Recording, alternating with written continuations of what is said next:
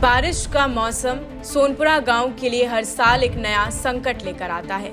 जवाई नदी के तेज बहाव के कारण गांव का संपर्क सुमेरपुर से कट जाता है और ग्रामीणों को अपनी जान जोखिम में डालकर नदी पार करनी पड़ती है।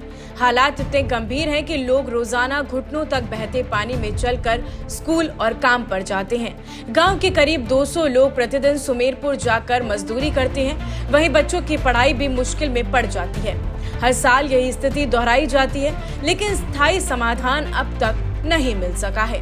शनिवार सुबह कांग्रेस प्रत्याशी हरिशंकर मेवाड़ा ने ग्रामीणों की पीड़ा खुद महसूस करने के लिए जवाई नदी पार कर सोनपुरा का दौरा किया। उन्होंने गांव में खड़े होकर स्थानीय लोगों से हालात की जानकारी ली। नदी पार करते हुए मजदूर या फिर स्कूल जाने वाले ग्रामीणों को देखा, जिन्हें देखकर उन्होंने गहरी चिंता जताई। ये कोई राजनीतिक मुद्दा नहीं है, ये इंसानियत का सवाल है। अगर लोग अपनी जान जोखिम में डालकर नदी पार कर रहे हैं तो अब सिर्फ बातों से काम नहीं चलेगा। अब हम इस मुद्दे को शासन प्रशासन तक पहुंचाएंगे और स्थानीय विधायक और मंत्री जोराराम कुमावत से स्थायी समाधान यानी कि पक्का पुल बनवाने की मांग भी करेंगे। सोनपुरा गांव के लिए बारिश का मौसम हर साल चुनौती बन जाता है। ग्रामीणों की सुरक्षा और उनकी रोजमर्रा की जिंदगी को स्थायी समाधान देने की आवश्यकता अब और भी ज्यादा जरूरी हो गई है। अब सवाल ये है कि मौसम की मार में सोनपुरा गांव डूबेगा या फिर शासन प्रशासन इसे बचा पाएगा। ये तो आने वाला वक्त ही बताएगा। ऐसी ही और भी तमाम अपडेट्स और जानकारी के लिए आप बने रहिए हमारे चैनल अपडेट इंडिया पर। नमस्कार। सुमेरपुर शहर से मात्र 2 किलोमीटर और हमारे कैबिनेट मंत्री जी जोराराम जी के घर से सिर्फ मात्र 4 किलोमीटर की दूरी पर यह सोनपुरा गांव बसा हुआ है।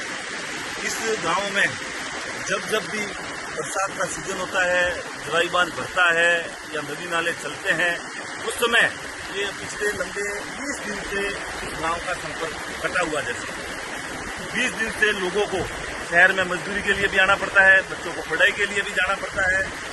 स्थिति ये है कि मैंने अभी 2 दिन पहले एक बार मैं फोटो देखा, मैं जयपुर था, मैं जयपुर से जैसे ही फोटो को देखा या मौके पे आया, आज मौके पर आकर देखा तो बड़ा दुख हो रहा है कि ऐसी रिस्की मामले में गांव वाले अपनी मजदूरी के लिए, बच्चे अपनी पढ़ाई के लिए, रोजमर्रा के काम के लिए कैसे आते जाते हैं।